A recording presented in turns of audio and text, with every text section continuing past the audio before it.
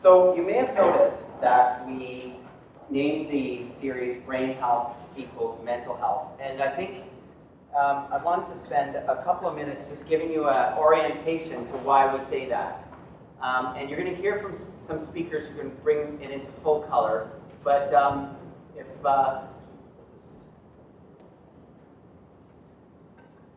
so why do we say that? Well, as you all know, the brain is made up of billions of neurons, and nerves communicate with each other using synapses and neurotransmitters. And any function of the brain, therefore, is related to the networks that the nerves work in, their metabolism, and their neurotransmitters. And so just to remind you, this is how the nerves communicate. We have some neurons, and if I play the video, you'll see that they're stimulated by neurotransmitters, and they pass the messages extremely quickly through your brain. So you can imagine that any disease or brain injury can result in a change in those functions. And one of those important brain areas is what we call the limbic system. And the limbic system is probably one of the older parts, or more earlier parts of brains, but it has many, many important functions: emotions, pain, appetites, mood, impulses, memory. And you're going to hear from people today who are going to talk about how injury to the brain can affect all of these things. So when we talk about having an injury, it is impossible to separate the experience of that injury from brain health and mental health. They're both interlinked because of these very tight connections. We know that the spinal cord passes into many of the pain fibers from the spinal cord, pass into the middle area called the thalamus. And if you think about the last time you had a very serious injury, you might have experienced the sharpness of the initial cut, but then you feel like somebody slugged you in the stomach. Well, those are a number of different pathways going through your brain that affect your emotional effects of the pain. Same thing with your brain. If you injure your brain or the frontal area, you can change the way you react to people and the way you react. So it's a very important for us to say that any injury and any form of brain injury or disease can affect what we have previously thought of as mental health. Anxiety or the stress of events have an impact on the way we think and our health.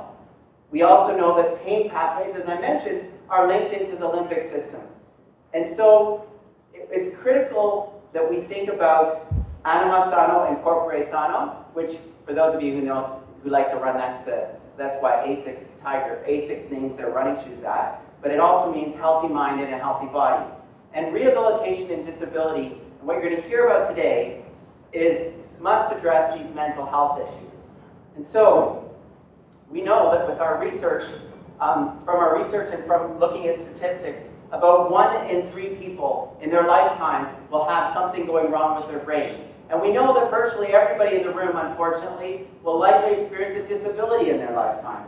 And so we've been really lucky here because we've been working with people all the time on this area. And today we have a number of people who've joined us. I will introduce them as they speak. But first of all, I want to thank Dr. Susan Abbey, who's the Chief of Psychiatry and the Medical Director of the program for the whole of the University Health Network, who's joined us. We're going to hear from Dr. Keren, who's a geriatric psychiatrist. We're going to hear from Dr. Abe Snaiderman, who's also a neuropsychiatrist and also works on our brain injury and spinal cord service. And you're going to hear from Dr. Robin Green, and she's a neuropsychologist, and she's been doing some research into some new strategies to improve brain health and mental health. And so without further ado, I'm going to introduce Dr. Keren, and see if I can pull up this talk. And so Dr. Keren is currently the Medical Director of Toronto Rehab's Geriatric Rehab Program. He's the co-director of the University Health Network Memory Clinic, and he's the head of UHN Seniors Mental Health Program. And he's the president and founder of the Canadian Colloquium on Dementia. Dr. Keren? So certainly I'm going to talk more about mental health from the perspective of dementia or neurocognitive disorders. But a lot of, I think, about the themes that I'm going to be talking about are being carried over to the other speakers, and that really mental health equals brain health. And I think that it's striking that over even just the last 100 years, how much mental health and the treatment of people who suffer from mental health has dramatically changed. We no longer think that people who have schizophrenia are possessed by demons and tuck them away in the backwards of the asylum. The history of the changes in mental health over the last 100 years or so have been very nicely documented in a book that was written in Toronto by James Fitzgerald called What Disturbs Our Blood. And it not only gives an account about the changes in the development of public health, but also gives a very serious account of how mental health was provided really even less than 100 years ago. And I strongly would recommend that you read that book. Things like insulin shock therapy, where the mortality rate was 10%, or frontal lobotomy, where it caused severe disability. The classic example of that was Joseph Kennedy's daughter, Rosemary. Another reference I think might be worth seeing if you have never seen it is an HBO series called The Nick. It was actually a series on the Knickerbocker Hospital in New York in the turn of the 20th century. And one of the most profound moments in that TV series is a woman who had postpartum depression who was treated by a psychiatrist and by removing all of her teeth. It was quite remarkable. And also that series highlighted that eugenics was taking place, less than 100 years ago, even 70, 80 years ago, we were still doing it. So things have really changed dramatically in the landscape of mental health, to the point where today mental health really is an equal discipline, and a highly appreciated discipline that is, as we can see with Dr. Abe being here, is a part of acute care, and a very, very important part of acute care. 1 out of every 5 Canadians will suffer a mental health or addictions problem in the next year. 50% of Canadians will have a mental health disorder by the age of 40. So this is a very prevalent problem. But not only is it important within itself, but as Mark was talking about, the interlinks between mental health and physical health are huge. And we know that people who suffer from chronic pain are very likely to develop depression or addictions problems. But the inverse is also true. We know that people who suffer from medical problems are far more likely to have untoward outcomes, increased mortality in people with heart attacks who suffer from depression, prolonged recovery from illness and surgery in people who suffer from mental health problems, longer hospitalizations, greater healthcare costs. So anyone thinks that you save money by cutting out mental health care is a huge mistake. Actually, you're increasing your healthcare costs. And the way we used to picture the brain in the past, and the way clinicians, our colleagues, neurologists, would look at neurological disorders, they were largely what you see on the right. These were problems with cognition, motor problems, but not problems really with mental health. Parkinson's disease, doctors would treat the motor symptoms of Parkinson's disease, and maybe to some degree be unaware of the mental health issues of the prevalence of depression, anxiety, and even hallucinations. And Parkinson's disease can present with mental health problems years before it presents with motor symptoms. So things have really changed over the years in the right direction, and this really accentuates that really mental health has really taken a very important role in the provision of healthcare and in in the well-being of our Canadian society. And I'm gonna focus more on dementia and the mental health aspects of dementia. But really, as Mark pointed out, the manifestations of mental health symptoms are really related to the brain. And brain damage, no matter what the cause, can result in behavioral and psychological symptoms. So if you have a tumor in your frontal lobe, or if you have a stroke in your frontal lobe, or if you have a bleed in your frontal lobe, or if you have a head injury in your frontal lobe, or if you have degeneration in your frontal lobe, because you have a neurodegenerative disease that affects your frontal lobe, the symptoms are going to be quite similar. Alzheimer's disease is a generalized degenerative disease of the brain. Yes, everyone in this room, if I was to ask them, would know that Alzheimer's disease leads to memory loss. You would all know. But you know that many people, even before they manifest symptoms of memory loss, develop symptoms of depression or increased anxiety. And it's not uncommon that people are referred to our memory clinics and they're being treated for depression when actually they are in the very early stages of Alzheimer's disease. So when we look at Alzheimer's disease and dementing illness in general, we have to move away from a paradigm where we look only at memory and language and brain functioning from a cognitive perspective, and we need to appreciate that these are behavioral disorders as much as they are cognitive disorders. And that through the course of Alzheimer's disease, people can develop a whole array of neuropsychiatric symptoms. So we who treat Alzheimer's disease really look at Alzheimer's disease in three primary domains. A domain of cognition, memory loss, language, executive functioning.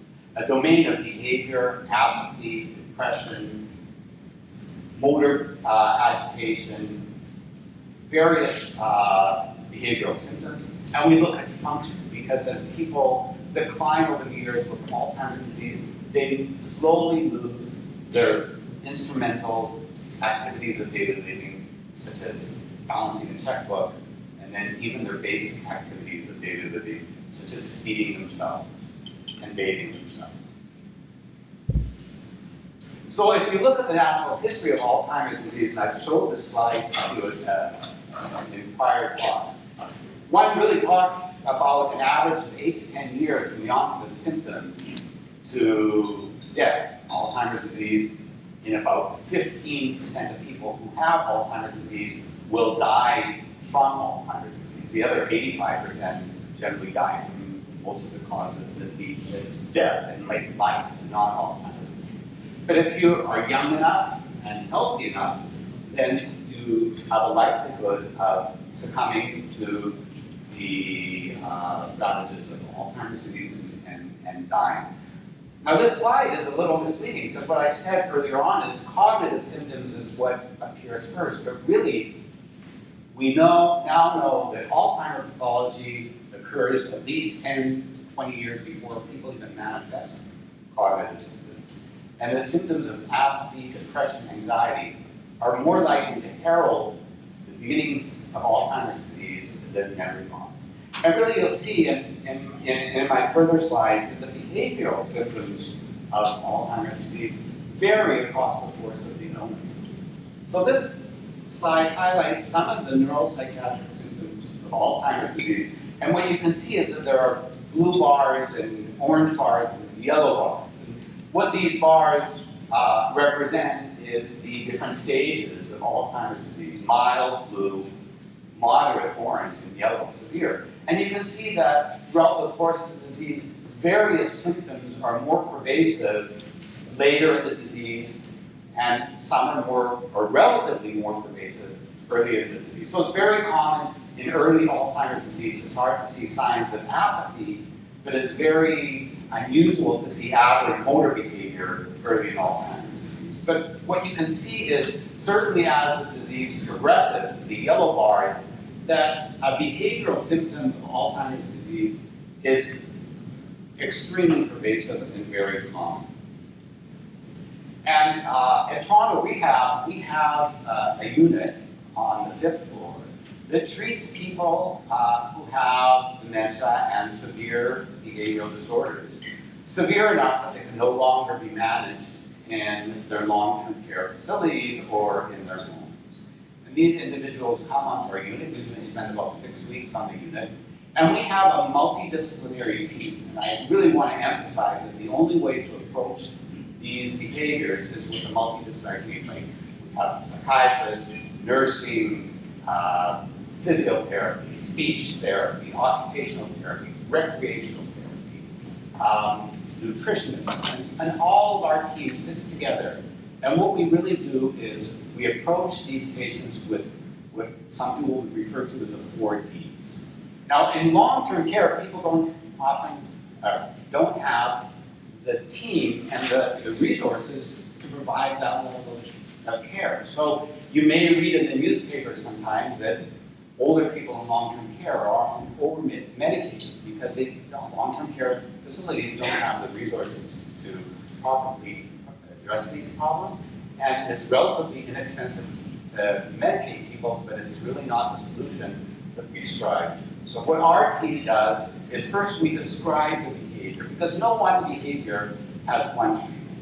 Every behavior requires its own separate approach. So if someone is aggressive while they're receiving personal hygienic care, it may be how to approach that patient might be the best way to address that specific behavior. If someone's severely aggressive and impulsively hitting, pushing, or harming another person, then we may need to look towards a medication to try to ameliorate that symptom. So first we need to describe what the symptom is, then we need to decode, and that's a huge process. And that's really trying to understand what the underpinnings are of the behavior. Once we know or believe what is causing the behavior, then we can try to develop or devise a plan to treat that behavior.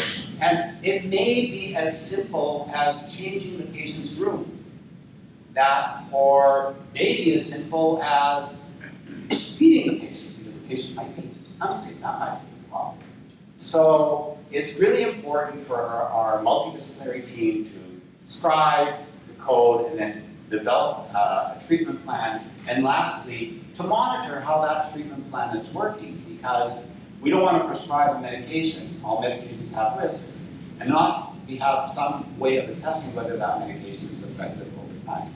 In general, our abilities to modify behaviors in patients who are extremely aggressive or agitated is modest. And we see a success if we're able to decrease the frequency and the severity of these behaviors by, let's say, 30 to 40%, where it then could be managed in long-term care facilities. I see Mark's giving me the sign. Yes. So these are some of the medical causes, and if you can bear with me for a moment, if you can think that these are people who are severely impaired, who've lost the ability for the large part to communicate. They're old people, so many of them have pain, dental pain, fractures, arthritic pain, and they aren't able to express their pain. And if you can't express your frustration or your pain, you may act it out in a physical way. Or, as I mentioned, they may not be able to communicate what's distressing to them. And I remember my children when they were young. I had a 2-year-old and a 4-year-old daughters, and my 4-year-old would talk circles around the 2-year-old. 2-year-old couldn't express herself out of frustration. She would bite her older sister's arm. And that, again, is just an example of why it's not that people are inherently aggressive. It's that there's an inability to channel their aggression in ways that we are able to channel that aggression. It's really, if anything, a sign of their distress.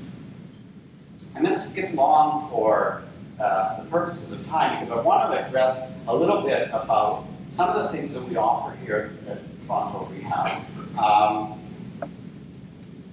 So some of the current services that we have at Toronto Rehab that address dementing illnesses, we provide assessment and care for people from the time of their diagnosis to the end of their life. We have a very comprehensive program where we assess people in our memory clinics.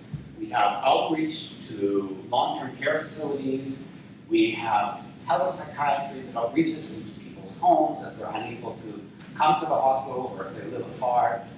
We have the inpatient service, and we are now in the process of developing a consultative service to help our acute care partners who are dealing with the challenges of patients with dementia who are being treated with acute care. But what I would really like to end off with is to talk to you about some of the exciting changes that we're planning for the dementia unit here at Toronto Rehab. And we are currently collaborating with OCAD University, and there are a number of our colleagues in the back, you can raise your hands, from OCAD University, who have been working with us as one of their master's students programs in helping us develop a blueprint to make changes to our dementia unit to make it a more appropriate unit for the people with advanced dementia. So we're looking at environmental changes that will positively impact behavior. We're looking at appropriate wayfinding. We will include individualization of the 15 patient rooms, perhaps adding tactile walls and hallways, improving the patient experience in shower rooms. Imagine if you don't understand that you need to take a shower and you're being thrown into a very austere looking cold environment and told to take your clothes off, how uninviting that is. Whereas if you were brought into an environment that was almost like a spa, that you might actually happily partake in that process. Interventions to reduce exit seeking and camouflaging our main exit. Additions that will promote calming behaviors such as artwork and music. Installations that will engage patients in relaxation activities. And we also want to convert the unit into a life lab by installing infrastructure to support a variety of sensors that will be used to collect patient data for research purposes.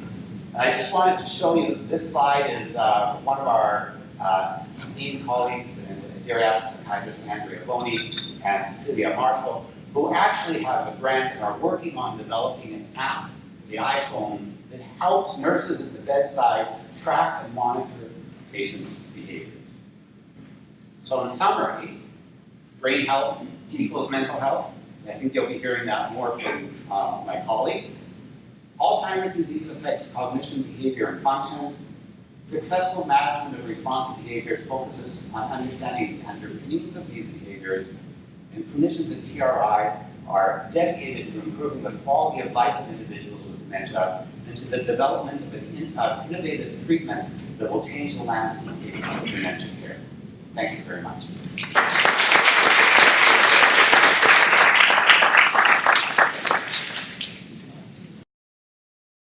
Now my pleasure as well to introduce Dr. Abe Snaiderman. Dr. Snaiderman is the director of the neuropsychiatry clinic at Toronto Rehab. We are very fortunate on the brain and spinal cord program. We are the only program in Canada that has a full-time neuropsychiatrist in brain injury rehab, and we also hope to recruit another person, so we will be the only program in Canada with 2 full-time neuropsychiatrists, and we're very excited about this. Dr. Snaiderman is an assistant professor at the University of Toronto in the Department of Psychiatry. He's also been a member of the exam board for the psychiatry for the Royal College of Physicians and Surgeons. And last summer, I think it was, Abe celebrated his 100th keynote address. He is a very sought-after speaker, and he's spoken at conferences all over the country over 100 times. And hopefully he'll show you why he's been invited so many times. And he'll tell you a bit about brain injury and psychiatry. So, Abe, sure. Well, first of all, I'd like to acknowledge the early risers and ask a couple of questions. How many neuropsychiatrists are here in the room? So then I can say whatever I want to. Awesome. Thank you so much. I call my talk One Brain, 10 People. It's going to be a primer, more infotainment, if you wish, about brain injury. As the University of Toronto always requires us, we have to disclose any conflict of interest. I have no conflict of interest perceived, no affiliation with the pharma industry. However, I do want to give you a warning. Philosophers, balloons, parabolic antenna, violence, gross pictures, and that tiny guy will be shown in this presentation. So let's start with the 17th century.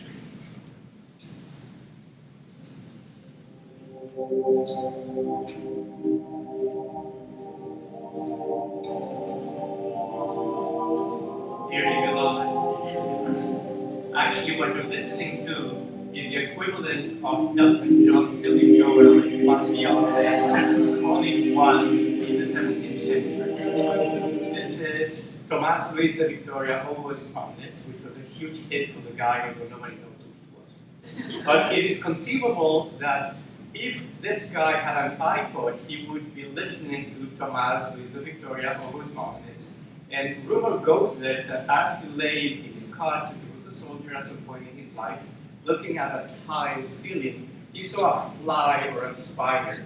And he realized that that spider could be traced by the tiles, counting the tiles the spider was on. So he started counting 1, 2, 3 downward, 1, 2, 3 left.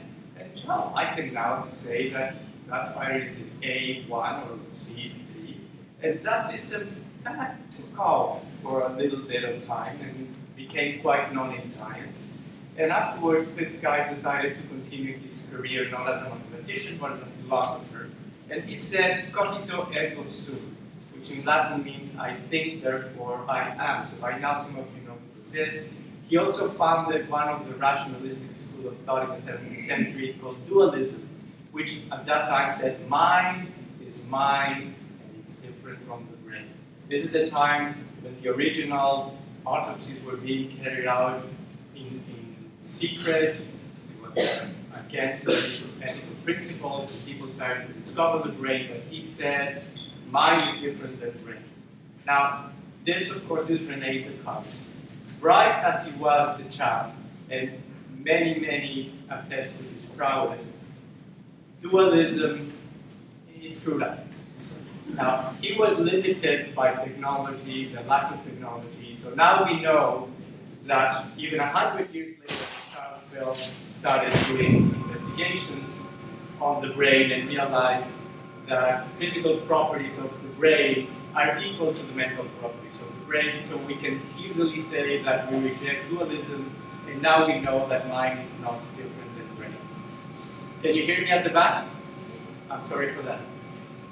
So let's talk about the brain. This is me on Friday nights. Now, I've been through neurosurgery many times, well known me as a patient, so you couldn't tell. But I swear the brain has no colors. My neurosurgery colleagues will be very happy if they can know, oh, this is the red zone, so we have to avoid this area. But you get my drift. This is the parietal lobe, which most of the motor areas are controlled by. Frontal lobe is what distinguishes us from many other mammals.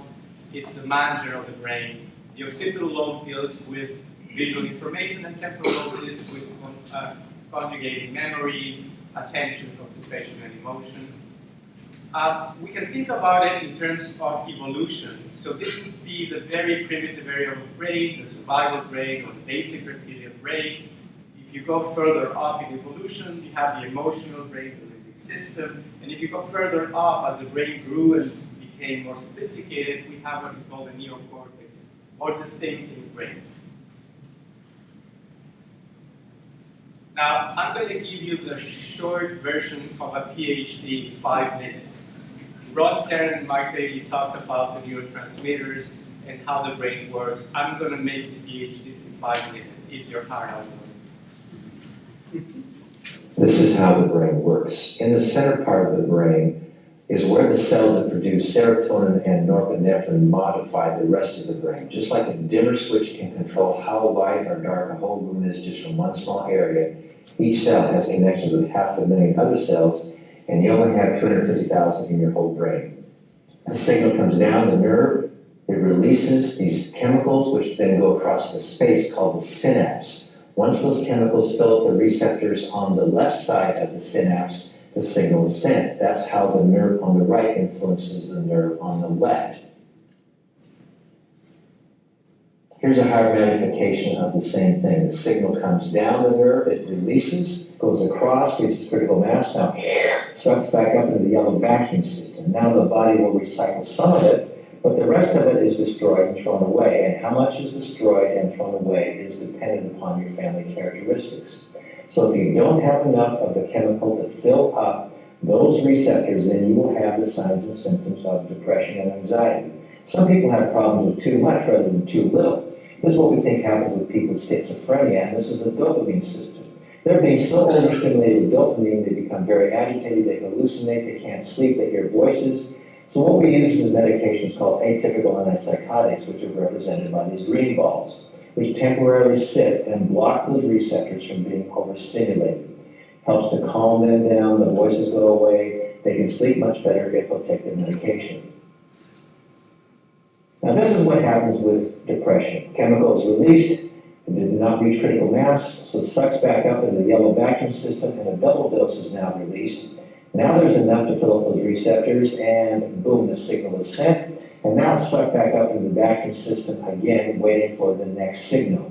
Now antidepressants are not addicting. All they are these white balls that simply plug up that vacuum system. So now the body can bring it back in and throw it away. So it helps your body conserve what you've already made. So now the concentration in that gap increases. It's like having instant hot water. When you turn on the spigot, you have hot water immediately. You don't have to wait for all the cold water to be pushed out of the hot water pipes before you get a cup of coffee or tea.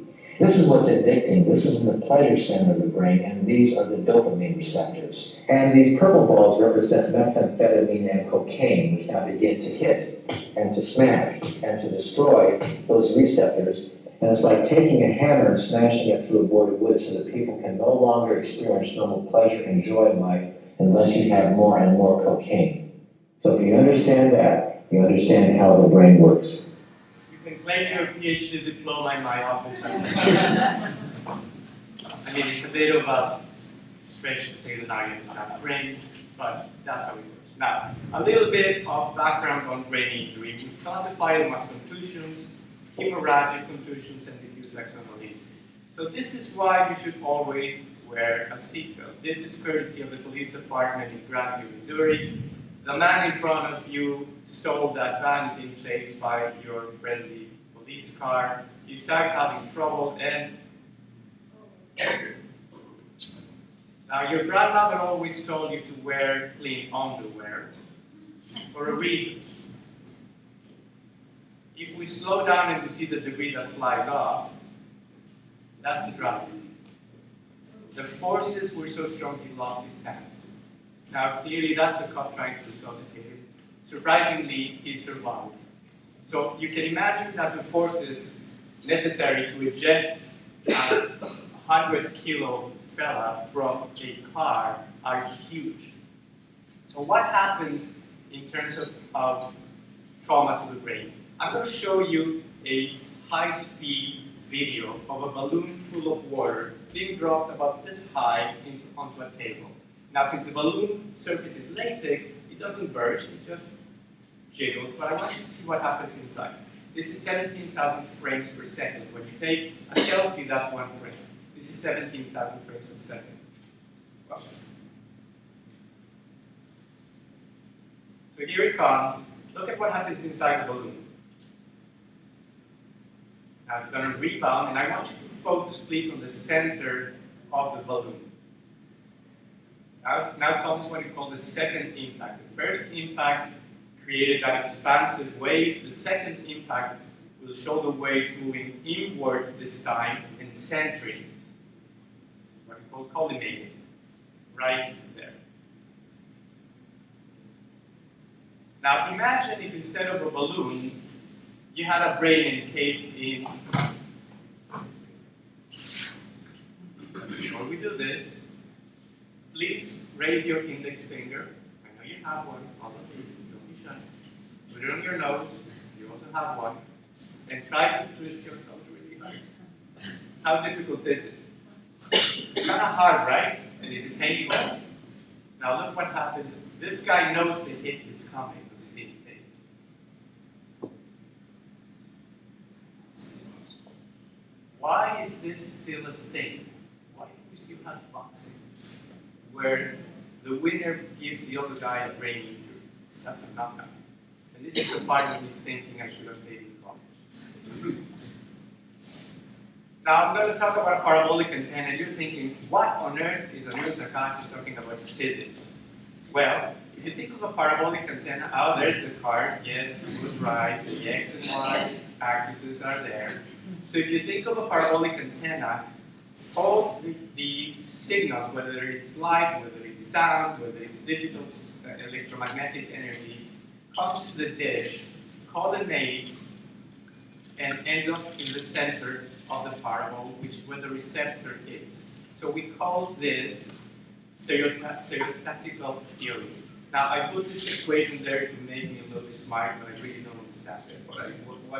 What I do understand is that this is about wave propagation. In other words, what you just saw in the balloon and the resilience of the tissue resisting that vibration and the density, how dense it is. So what happens is you get the first hit in the head. Now this only works if your skull does not fracture, so it only works in concussions. So in the first hit, say that toxic pot lands on your head, or your friendly defenseman smashes you against the board. Your brain gets the first hit, and the first wave generates. Now, if you think of the brain, think of the skull, it's like a parabolic antenna. It's concave. So then the next wave amplifies and amplifies and amplifies and amplifies and lands in the center of the brain. And this is what we call the stereotactical theory of brain injury. Why is this relevant? Because if you think of your brain, warning, gross pictures, did you have breakfast? Sorry to hear that. Gross pictures ahead. This is a frontal lobe, this is a temporal lobe. See how closely tied to the bone is. So if your brain shakes, this area is going to hit the bone, this area is going to hit the bone, and then rebound back and hit the bone here, like you see some hemorrhages here and here. So this is what happens when the brain doesn't necessarily have to have a skull fracture, but the fact that it shook and rotated produced shearing of the white matter, of the cables that connect the cells, and produce this type of microscopic hemorrhages in the center of the brain. Now, what's the problem? The problem is that this is the area where the cells that produce neurotransmitters that deal with mood, with behavior, with motivation live. And from there, they send cables all around the brain, transmitting those substances so that the other cells can use it. So this is the distribution center for the neurotransmitters. If those cells die, there's no neurotransmitter effectively being sent upstream. So this is what we see in concussions. If you see it from a gross point of view, a large picture, you don't see any actual bleeds, but you see microscopic hemorrhages all over the place. This is what happens sometimes in concussions that we cannot see on a regular CT scan. Now, this is an unfortunate 3D reconstruction of an MRI, and you don't need to be a CSI expert to tell what happened. The first impact was a hammer that was round, happened to this side. As the woman was turning, the second blow came here, and as the woman kept on turning sideways, the third blow was here. So the stereotactical theory will not apply there because the skull has stopped resonating because it broke like a bell. Now, this is what happens in brain contusions in serious brain injuries. These are contusions, hemorrhages in the frontal lobe, in the temporal lobe, and after years and years, this lobe that should look like this turns into jelly. And this is the area of the brain that helps you smell, the olfactory bulb. And you see that this was amputated during the trauma. This is why many people with severe traumatic brain injuries cannot smell. So it's a very good test to find out severity of illness. Now, the illness is also traumatic brain injury is not just mechanical, as I showed you, it's also chemical. So two things happen very quickly. A punch causing rotational brain injury, like our boxer. Several things happen, but end up in disrupting basically the arteries, the tiny vessels that give oxygen to the cell, but at the same time stretching the cables that connect the cells. So you have two injuries. One, the vessels that bring oxygen and sugar and other chemicals to the brains are torn apart, and the nerves that transmit information are torn apart. And this is not a severe brain injury. All of this cascade is just a concussion. This is what happens in a knockout in milliseconds. We classify severity of illness, severity of brain injuries through the Glasgow Coma Scale, and amnesia, how well you remember, as well as how long were you basically knocked out. Very quickly, Glasgow Coma Scale, spontaneous eye opening, how well you can respond to commands, how well you talk, and how well you move to command. Human memory is very complicated. I'm not going to get too much into it, but suffice to say that within traumatic brain injury, classify anterograde amnesia. Antero in Latin means forward, retro means backward, well these days means any music from the 1970s. It's me old. So this is when brain damage occurs. Anterograde amnesia is the lack of memory ahead of the brain injury.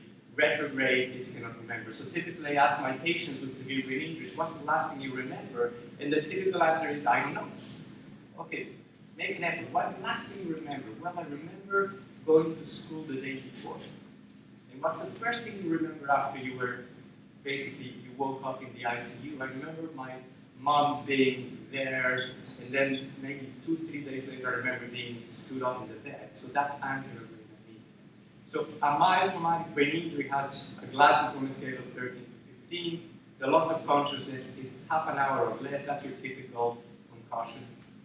And less than 24 hours of anterograde amnesia. Mild traumatic brain injury is concussion. Concussion is traumatic brain injury. Don't let anybody tell you otherwise. Hitting a soccer ball with your head is a mini concussion. Playing hockey, being hit in the head is a mini concussion. Why is fighting still not in hockey? I have no idea. Moderate would be half an hour to 1 week of loss of consciousness, 24 hours to less, or to less than 1 week of anterograde amnesia, and very severe, which is often what we get here, 8 or less, more than 1 week of loss of consciousness, typically more than 3 weeks, and 1 week or more. Prognosis in '89 was pathetic. If your Glasgow Coma scale in 1989 was 3, you had more than double the chance of not making it to the emergency department. If your Glasgow Coma scale was 7 to 13, your mortality was still very high. Nowadays, people with a Glasgow Coma scale 7 to 13 typically make it okay, and even people with a Glasgow Coma scale of 3, which essentially are comatose, not responsive to pain, still make it alive. What that means is that now we have more survivors. So when I started med school in the 1800s, all these people would have died. Now they're surviving. Now they need rehab. And there are very few centers that provide the level of care we provide.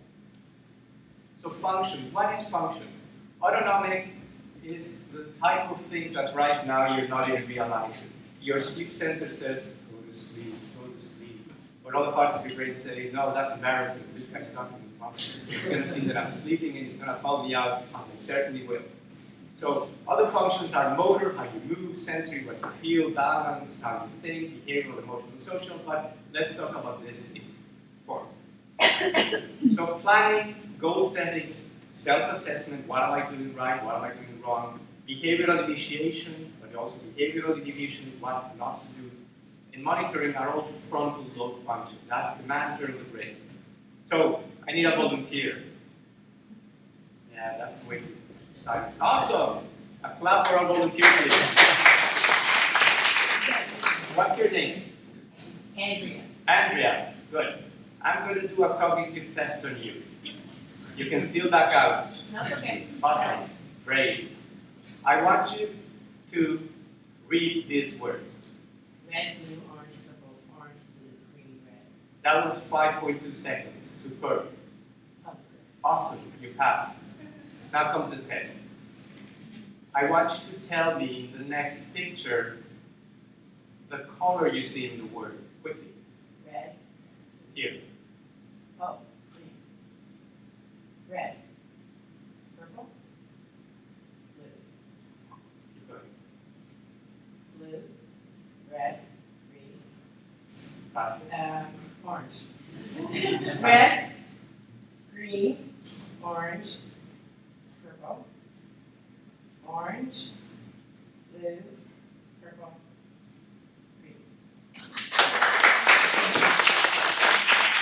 Good news, you don't have a brain injury. Now, this was a study done in 1935 by a guy named John Ridley Stroop, and this is a very common test used in neuropsychology. Now, I'm going to explain afterwards how you did it. But before that, I have to confess that I'm a kind of closet neurologist. So a part of me is still a bit of a neurologist, and I'm going to bring that part up. Little neurologist, can you come out, please? Can you please tell them this frontal lobe parts? Yeah, sure. This is the orbitofrontal, this is the dorsolateral, this is the ventral medial, and this is the anterior cingulate. Thanks, we'll see you later. Yeah, no problem. See you later. Indeed. So this is my little neurologist, and you didn't hallucinate, you actually saw a little guy. I told you there was going to be a tiny guy. So what are these made of, and what do we use them for? The dorsolateral prefrontal syndrome. These are very well described for many, many, many decades. This is what I call the depressive or slow syndrome. So injury to this area, which normally gives you a sense of well-being, will cause depressive symptoms, inattention, poor judgment, perseveration, repeating stuff, psychomotor retardation, you're slow thinking, you're passive, you're disorganized, rigid, concrete, short-term memory problems, and blunt affect, very much like this. And if you are of the Pixar generation, you know who this is. So this is one of the theories of why we get depressed. So we now know that depression is a neurological brain illness. It's not just what you feel and a moral fiber problem, it's a neurological condition. But we're more than just a bag of chemicals. So psychological aspects, social aspects, what we call epigenetics, also interact with the frontal lobe. So the brain is the only computer that the more you run a software, the more hardware we have. The next one is what happens if you get injury in the middle of the brain. You have apathy, poor initiation, poor follow-through, poor motivation, and avoidance, like this guy. And marijuana does this. It shuts down parts of the brain in this area. We're in for a lot of trouble. And what happens if you have the orbitofrontal? So the areas right on top of your eyes get injured. You have behavioral excess. These are actually basically your average teenager, but at an extreme: aggression, impulsivity, hyperactivity. You cry, you laugh, psychomotor agitation instead of the depressive type like this, retired, this is fast. Very poor inhibition and sexual indiscretion. Basically like this orange guy with yellow hair. What are you thinking? Or in extreme situations, this guy. So in psychopaths, there are studies that have shown dysfunction in this area. So the Stroop test, this is what you did. The posterior dorsolateral prefrontal cortex activated your brain involving color perception, but not in word encoding. Afterwards, the mid-dorsal prefrontal cortex focused you on the in color, not the word. Then the posterior dorsal anterior cingulate cortex was responsible for the decision. This is where you started doubting yourself. This is where, okay, decide. That's why you were taking so much time. And the anterior dorsal cingulate was evaluating. This was the slave master here to say, you're wrong. And the angel saying, no, you're right. So this is why your brain was so slow compared to what you read before. Now, it was perfectly normal, but it tells us about attention. So the Stroop test is a good test for cognitive flexibility, processing speed, selective attention, which has to do with frontal lobes. However, if your frontal lobes are not working, you get mental illness. And this is a simplification, but frontal lobes are crucial in the development of brain illness. So I'm going to induce terror in you. Are you ready? It's not you, I mean, you're talking. Can anybody share whether they have a phobia to insects? I know you're out there. Yes, at the back. Come. See, now you learned two things. Never raise your hand when Snaiderman. I'm trying to help you, Mr. Snaiderman. Perfect. Big round of applause. Okay, Jennifer. Look at the screen. Oh, sorry. No, I don't have a music. What are you afraid of? Spiders. Okay. What about scorpions? I've never seen them, so it's okay. I'm terrified of them. Okay. So 1, 2, 3. What do you feel? Terror. That didn't sound very. Okay, ready? I'm going to show you even more scary stuff. What do you feel? Scared. Yeah. What is eating? Keren, thank you so much. So what I basically just did is I activated Jennifer amygdala. This is the limbic system. The limbic system is a very, very primitive reptilian part of our brains. This is the part that when the gazelle is grazing the National Geographic documentary and all of a sudden senses a lion, the smell, the sense of smell, the entorhinal cortex is directly connected to the memory centers because the gazelle does not have the time to say, is it a female lion? Is it a male lion? Is it a teenage lion? Is it a yellow lion? Is it a dirty lion? Don't have time to do that. Lion, run. So that's the activation of the amygdala, the automatic anxiety circuitry.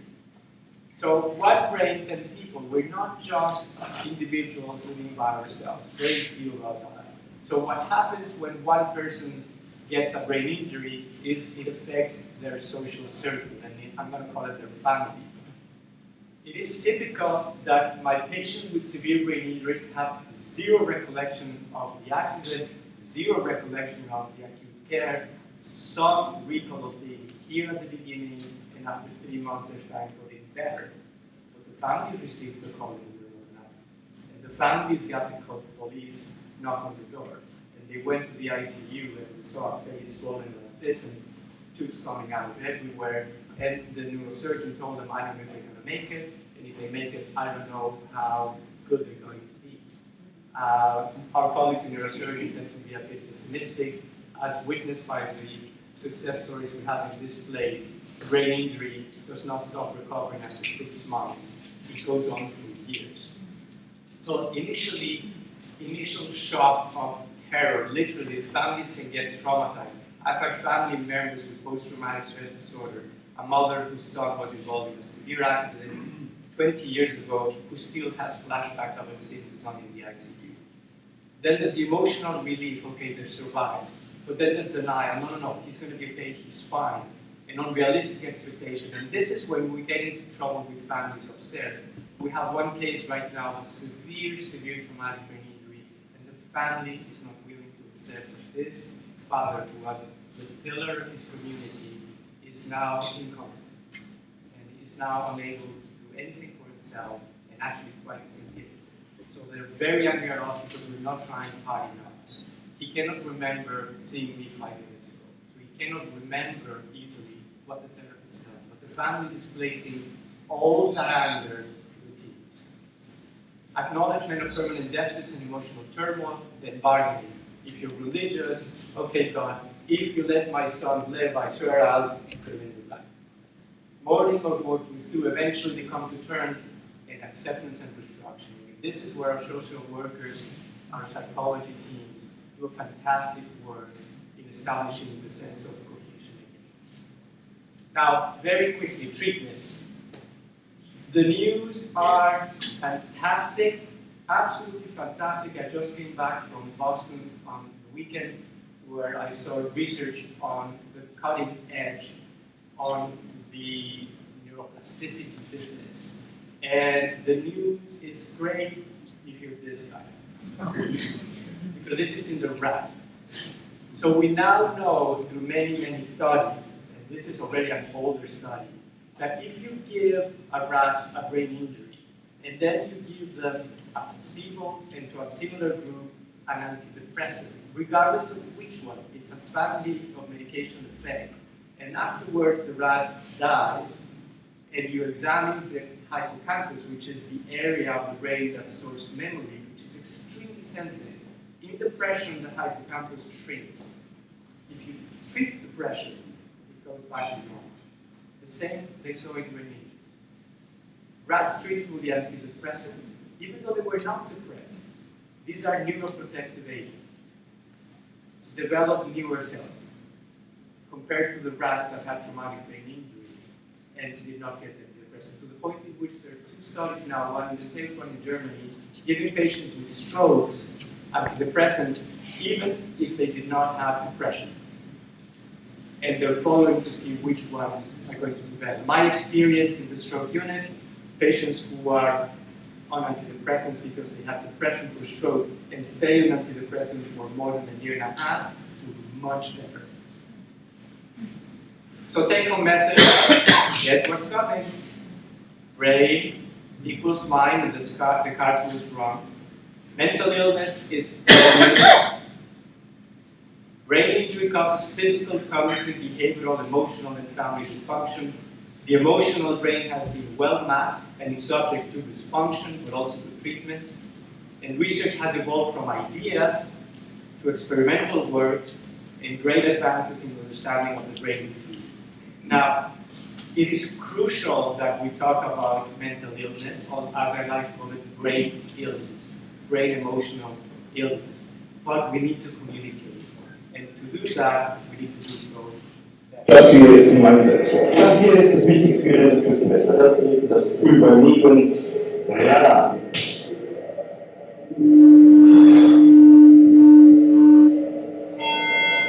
Mayday, Mayday. Hello, can you hear us? Can you hear us? We are sinking. We are sinking. Hello? This is the German Coast Guard. We're sinking. We're sinking. What are you thinking about? Thank you for your attention. So I'm going to talk about where we are in building a clinical research center for chronic traumatic brain injury, and the speakers before me have given lovely talks and done a great job of setting the stage for this in conveying the need, and I'm going to underscore that as well. Talk about the need, why we need this kind of center for people who are in the chronic stages of a severe brain injury. And I'll give you a little bit about the center, talk a little bit about the center and where we are now. And then I'm going to actually end on some of the research that's going on in our lab that's feeding into the center. So what I want to underscore here is that the patient population that I'm talking about is moderate to severe TBI. Dr. Snaiderman talked about the spectrum of injury. So these are people who have very visible damage to their brains on injury. And they're in a coma, they lose consciousness for hours to days to even months. He talked about post-traumatic amnesia, or the inability to lay down new memories. So these are people who are in that post-traumatic amnesic state also for often weeks and months. Okay, so I want to make clear that I'm not talking about concussion or mild TBI. And these individuals sustain very significant impairments to their emotional functioning, their cognitive functioning, memory, attention, problem solving, and their motor functioning. And that leaves them with enduring disability. And often we talk about traumatic brain injury as an invisible injury or an invisible disability. So you can't necessarily see it on the outside. You can't even necessarily tell when you're talking to someone that they've had a severe brain injury. But these individuals are very, very compromised on the inside. So often they can't do, what are for us fairly straightforward things like drive a car, ride a bike, play sports. They cannot get back to work, cannot get back to school, can't maintain relationships, family, friends, colleagues, if they do manage to get back to any kind of job. And so they're left very frequently isolated, depressed, lonely, without any sense of purpose, and very vulnerable in society. What kind of scale are we talking about? What kind of numbers? So the estimated incidence of people who are living with ongoing, often lifelong disability from a brain injury, Canadians more than 370,000, and right here in Ontario, pushing 150,000. And people of all ages are affected by traumatic brain injuries, moderate and severe traumatic brain injuries. But it's a leading cause of disability, in particular in young adults here and around the world. So we're talking about people who are in the prime of life. They're just getting going, often with families, with careers. And you saw an image that Abe presented of somebody flying out of a car. So think of that kind of an injury affecting someone in the prime of their life. So it's not hard to envision the decades of persisting disability. So sometimes we're talking about people living 40, 50, 60 years with these effects. and it's worse. People actually get worse. So there is an early period of recovery. What we assume is that once the early neurological effects of the injury have resolved, that the brain remains stable thereafter. This is what we've always assumed. So there's a slice of the brain at 5 months post-injury. At 2 years post-injury, that brain is supposed to look the same, but it doesn't if you look inside that circle. That's an example of the brain from one of our patients who we followed longitudinally from 2 months to 5 months to 12 months to 24 months post-injury. And you can see enormous expansion of lesion. And in a study that we did not too long ago, in 54 of the 56 patients that we studied, we saw significant atrophy of the whole brain, of the hippocampi that you heard about, the critical memory structures. Mark talked about that. Of the corpus callosum, the white matter structure in the brain that helps the hemispheres, the two hemispheres of the brain to communicate. And it actually enables all bits of our brain to communicate with one another. So Abe showed you a picture of the cells communicating. He showed you the synapses with the chemicals being transferred from one cell to another. So that capacity is being severely disrupted, not only by the initial traumatic brain injury, but it's continuing to deteriorate across time. So it's discouraging, and I'm going to give you some better news in a little while. Cognitive recovery too, counterintuitively, we've always assumed that people they show an early period of recovery when they're here getting their rehabilitation in the first weeks and months post-injury. We often see very nice gains in their cognitive functioning, their motor functioning, their emotional functioning sometimes. But our assumption is that when they leave us, they're going to maintain these gains. And it's turning out that that's an erroneous assumption, and that for many people, there are actually declines. So people recover, and then they start to deteriorate. In one study we did, we found that 33% of our patients were showing frank declines in 2 or more areas of their thinking functions when we look from 12 months to 24 months post-injury. So they're not showing that maintenance that we expect. In fact, we've also done a more recent replication of that study, and we started looking at from 5 months to 12 months post-injury and beyond, and we saw that in some people that decline in cognitive functioning is starting much earlier. It's starting from 5 to 12 months even. And we don't know yet if it's coincidence or not, but that's around the time that they're discharged from rehabilitation. Mood gets worse. So when you look in this slide from 2 months to 2 years post-injury, what we're showing here is that there's an increasing number of people who have moderate or greater depressive symptoms. And the same is true for anxiety. The numbers are jumping when you move from 2 months to 2 years. So unfortunately, and I think Mark could probably express his own dismay about this, treatment, there are very limited resources that we have to work with. And treatment may be weeks, it may be months. In very rare cases, it might extend up to a year or 2 if you have insurance. But disability, as I've been describing from traumatic brain injury, is lifelong. And so there is an absolute gulf in treatment, because you can imagine that people are sent home from their inpatient rehabilitation program. They get a couple of months perhaps of outpatient therapy, and often our patients who we continue to see over the course of years are couch potatoes. And I'm talking about the spectrum of society. Teachers, truck drivers, doctors, lawyers. So therefore there's a critical need for ongoing therapies and also ongoing research to improve these therapies.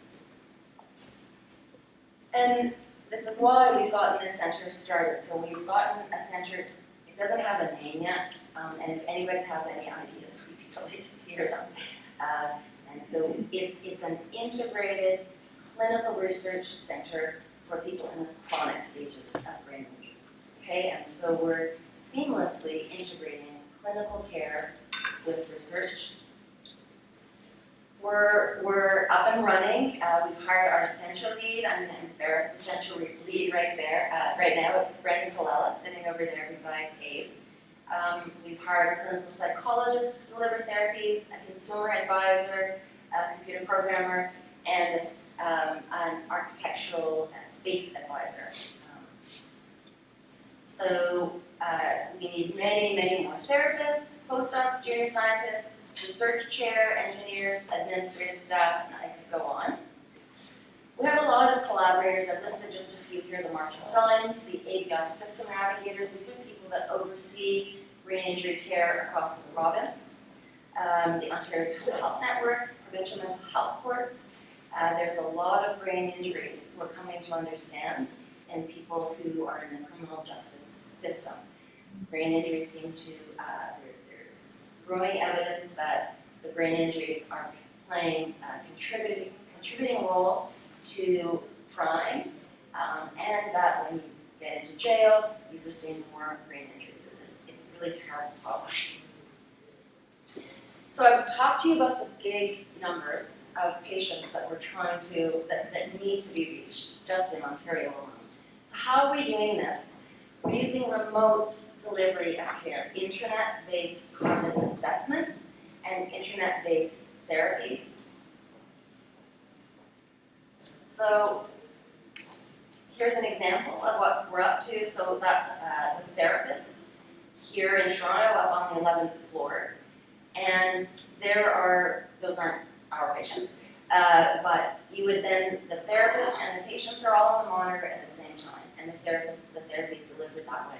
And it's a lot more cost-effective, efficient to be delivering therapy to a number of patients, of course, than one-on-one. Also, in order to reach people, we're making as many of our therapies automated. So we use self-operating tools. No therapist is required.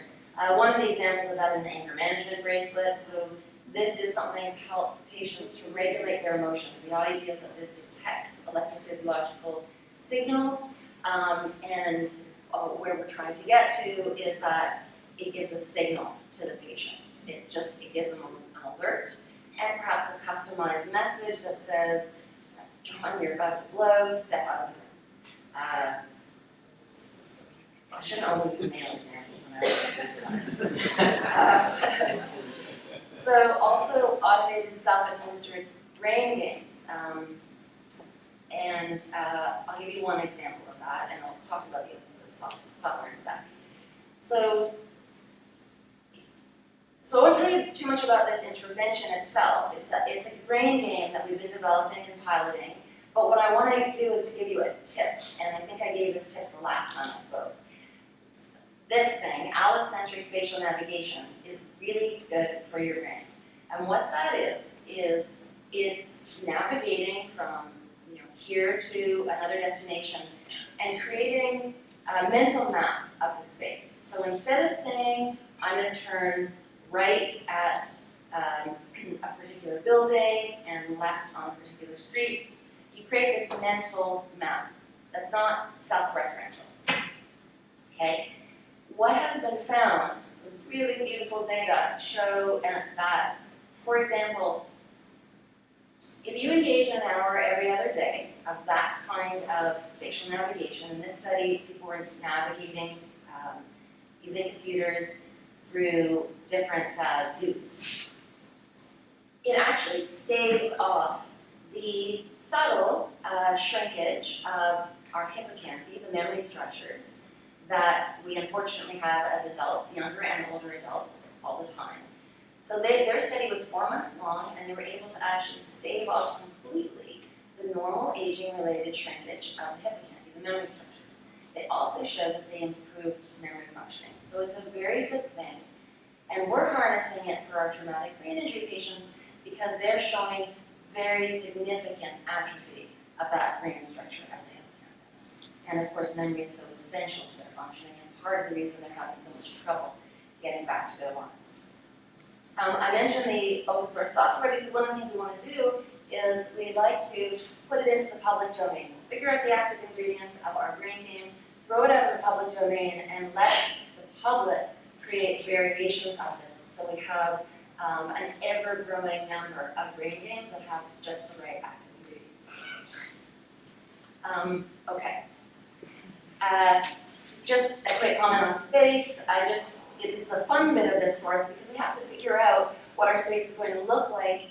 We're hiring many therapists. We want to put them in an ergonomic space. We don't want to use a lot of space. Are we going to have a cone of silence on them? Are we going to put them in glass cubicles? So we're trying to figure that out. What are the key objectives of the center then? So across the province, we're trying to deliver this clinical care through participation in research. Patients are coming to the center for our care, and they're actually, through their participation, helping us to help other people. They're advancing our research. And as I said before, the research and clinical care is really seamlessly intertwined. You wouldn't know you're in a research study if you haven't signed a consent. We're trying to improve brain, cognitive, and emotional health. We're trying to reduce the family burden of injury and reduce healthcare costs, come up with a new model of healthcare delivery for chronic brain injury. We're going after sustainability. I told you about some of the approaches that we're using for sustainability. And we're trying to repair the brain. So I'm really quickly going to wind up by telling you about a few of the research studies that are going on. So what our approach is we identify the problems, the causes of the problems, so we can have evidence-based treatments. We then identify treatments, and we also, of course, have to demonstrate that we can remotely deliver these treatments and that these treatments are still efficacious. So in one of our studies, I talked to you about that increasing depression and anxiety. In one of our studies, we showed that we can actually treat anxiety and depression using cognitive behavior therapy over the telephone. And we get just as good alleviation of depression and anxiety and emotional distress as we do face-to-face. And in our study, we showed that people maintained the gains over time. It showed greater community integration.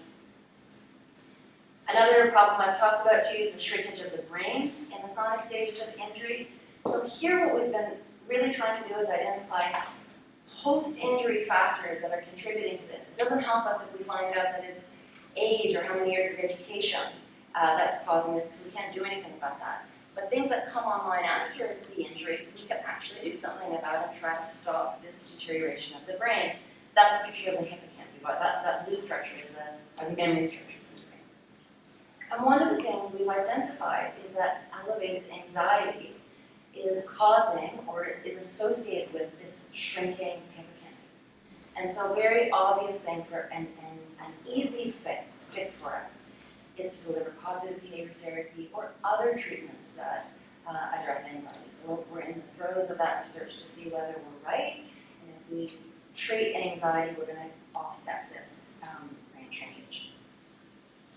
Another area of, another target for us is cognitive stimulation. So we've also found an association between insufficient cognitive stimulation, think of use it or lose it, and this brain shrinkage. Again, an obvious intervention is intensive cognitive stimulation, and we're harnessing this allocentric spatial navigation in brain game form to pull together all the best of our the promising research, intervention research, to try to stimulate people and offset this deterioration. So, in summary, there's why is there a need for this centre? Many thousands in Ontario with chronic disability and very limited care. Hiring's underway. We have a lot more hires to make. The patients are receiving clinical care now remotely through participation in research. In the long run, we're going after at least partially self-sustaining automated delivery of the treatments. And our research aims in the chronic stages of injury, prevent this brain deterioration I've been talking about, improve emotional functioning, that anxiety and depression, we want to ameliorate that, improve people's cognitive functioning, their quality of life, and the quality of life of the family as well, the caregivers as well. And we're employing to do this intervention that are remotely deliverable via the internet, also cost effective because they're self-administered, and as I said, our long-term goal is maximize sustainability.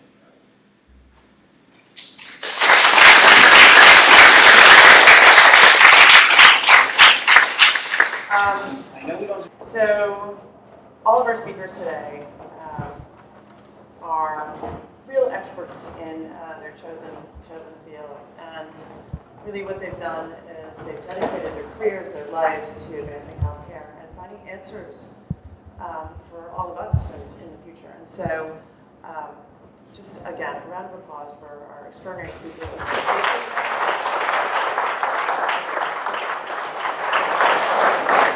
I'm looking at all of you over here right now, and because I think you would all agree that philanthropy, the foundation, variety of foundations, not just Toronto Rehab Foundation, has impacted your work and enabled you to kind of pursue the research and the kind of care advancements that you've dreamed about over the life of your career.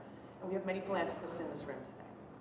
And so what I think we can all agree upon is that it's a team effort. We can't all be neuropsychologists, but we can get excited by the work that they're doing and the changes that they're making and support them in significant and meaningful ways, personal ways. So we do this session, these series, events quarterly. We're going to keep you apprised of the next one that's being planned, and really do hope to see you back again. Before you go today, I wanted to let you know that we are conducting tours of our IDAPT research labs, and some of you have been in them, some of you haven't. If you haven't, go check them out. They are unbelievable. You will be shocked at the research going on underground along University Avenue, up and down University Avenue, and particularly here at Toronto Rehab. It really is quite extraordinary. So I think our tour guides, Giovanna, I see you at the back, Simon and Gary, please do join them and take, was it about 20 minutes or so, 25 minutes to take a look at our research labs. So thank you again for all being here this morning, for waking up early. Go out and enjoy the spring day.